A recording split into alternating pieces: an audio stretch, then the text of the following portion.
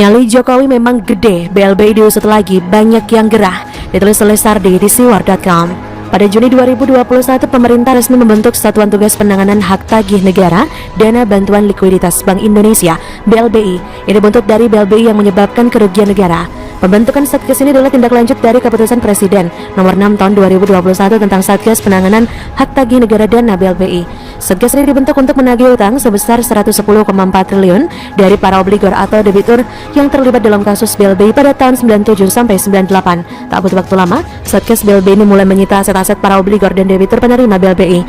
Menkes Sri Mulyani mengatakan aset-aset yang disita adalah aset tanah dan bangunan di 4 tempat berbeda. Total terdapat 49 bidang tanah dengan luas mencapai 5,29 juta meter persegi tersebar di Medan, Pekanbaru, Bogor, dan Karawaci, Tangerang.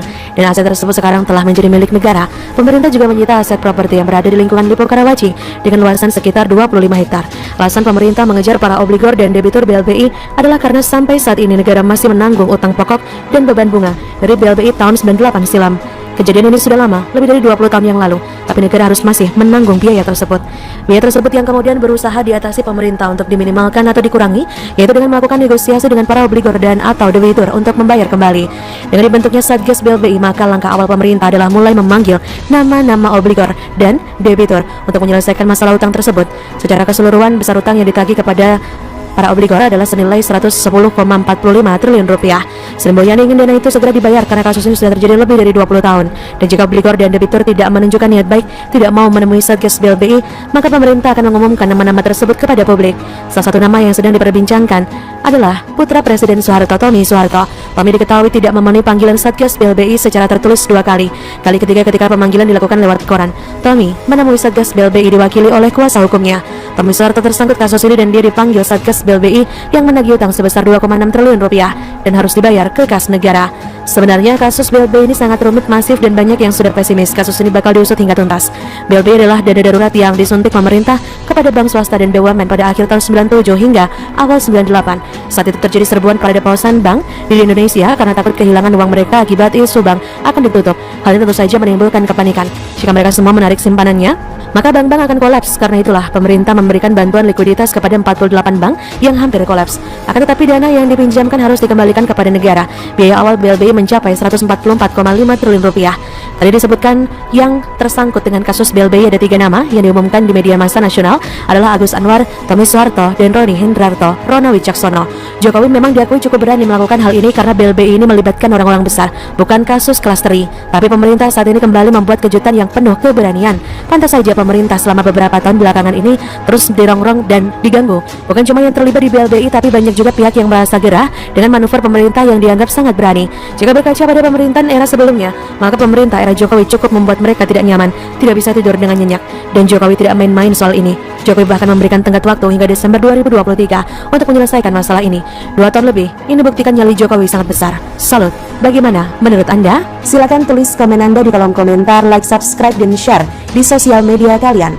Artikel ini bisa Anda lihat secara lebih lengkap di laman siwar.com. Terima kasih sudah menonton. Subhanallah walhamdulillah wa la ilaha illallah. Yahya Walloni yang suka menantang akhirnya kena batunya, ditulis oleh Sardi di siwar.com. Rasanya tidak ada yang tidak mengenal Yahya Walloni, ustadz yang membuat banyak sekali kontroversi dengan ceramah yang meresahkan dan level hinaannya tidak tanggung-tanggung. Banyak sekali videonya yang dipermasalahkan. Entah apa yang ada di benaknya ketika membuat ceramah yang provokatif. Mungkin dia merasa dengan label selama penceramah agama bisa bebas dan santai meski menghina agama lain atau membuat ceramah yang kontroversial. Buktinya memang Yahya Walloni seolah tidak tersentuh hukum meski sudah pernah beberapa kali dilaporkan. Yahya Walloni sebelumnya pernah dilaporkan ke Barreskrim Polri oleh komunitas masyarakat cinta pluralisme soal dugaan penistaan agama terhadap Injil. Yahya Walloni dinilai menista agama dalam ceramah yang menyebut Bible itu palsu. Bukan cuma itu saja, Sekjen PKB Abdul Qadir Karding juga pernah melaporkan Yahya Walloni ke Barreskrim Polri. Pelaporan ini dibuat setelah Karding menonton video ceramah Yahya di YouTube.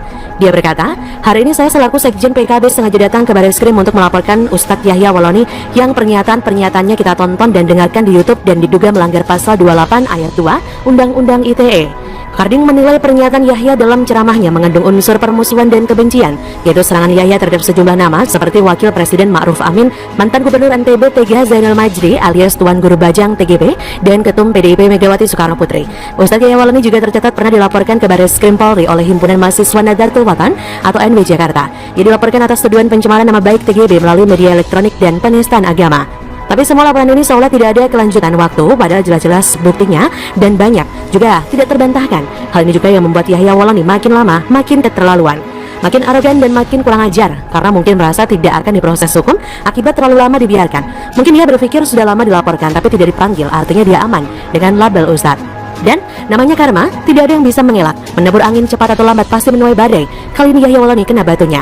Tim Barreskrim Polri kemarin menangkap Yahya Wahloni di kediamannya di kawasan Cibubur. Sebenarnya sudah agak terlambat menindaklanjuti orang ini, tapi setidaknya lebih bagus daripada tidak sama sekali. Banyak yang berspekulasi tertangkapnya Muhammad Kece telah membuka pintu lebar-lebar bagi penangkapan Yahya Wahloni. Kalau kalian pernah menonton video Yahya Wahloni, pasti akan sepakat kalau gayanya itu loh nggak banget, sangat menggelikan. Arogannya itu sungguh-sungguh luar biasa. Bahkan beberapa kali ia terlihat tidak takut, meski mengaku dilaporkan beberapa kali bahkan terkesan menantang. Akan tetapi ketika dia ditangkap dan digelandang ke Barreskrim Polri, Yahya Wahloni hanya melambaikan salam ke arah awak media. Ia tidak melontarkan pernyataan apapun. Ia hanya memilih diam dan masuk ke dalam gedung Barreskrim.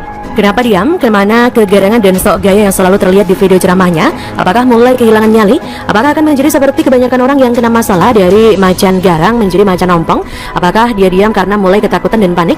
Atau mulai menyesal dan berpikir di mana tempat terdekat yang menjual materai? Atau nanti akan ada sesi penyesalan sambil menitikkan air mata? Lebih seru kalau Yahya Wahloni saat ditangkap teriak-teriak marah dan tidak kehilangan semangatnya. Kalau begini kan namanya kelihatan panik dan gemetar. Tapi apapun ceritanya, Yahya Wahloni kena karmanya sendiri. Tinggal tebak saja berapa lama ia akan menginap di penjara. Ada satu lagi hal yang menarik pasca tertangkapnya Muhammad Kece dan Yahya Wahloni. Sepertinya akan ada beberapa penceramah yang pastinya mulai was-was. Tak perlu sebut namanya, kalian pasti sudah tahu. Netizen juga banyak yang menyebut nama orang ini. Ada dua yang sering disebut netizen. Mereka ini cenderung aman meski beberapa kali bikin blunder. Dan semoga kelompok sebelah tidak menyikapi kabar ditangkapnya Yahya Wahloni dengan kriminalisasi ulama. Kalaupun mereka mau begitu ya tetap tak akan mengubah apapun. Kesalahannya sudah jelas. Dia memang pantas mendapatkan ganjarannya. Bagaimana menurut Anda? Silakan tulis komen Anda di kolom komentar, like, subscribe, dan share di sosial media kalian. Artikel ini bisa Anda lihat secara lebih lengkap di laman siwar.com. Terima kasih sudah menyaksikan channel. Subhanallah walhamdulillah wa la ilaha illallah. Sri Mulyani, Mahfud MD, dan Kapolri buru Tommy Cendana si tukang utang. Ditulis oleh Manuel di siwar.com.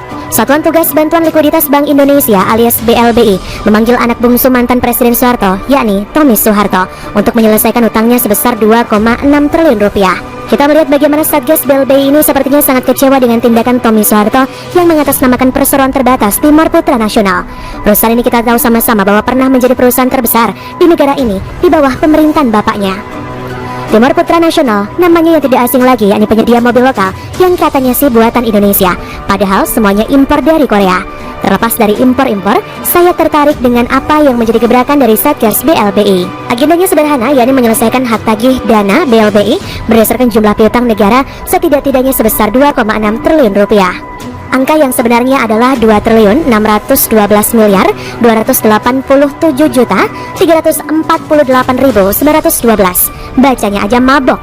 Bahkan bukan hanya pengumuman, mereka mengatakan bahwa jika Tommy Soeharto dan pihak yang dipanggil tidak mau datang untuk memenuhi kewajiban penyelesaian hak tagih negara, mereka akan melakukan tindakan hukum terhadap Tommy dan kawan-kawan. Gaspol.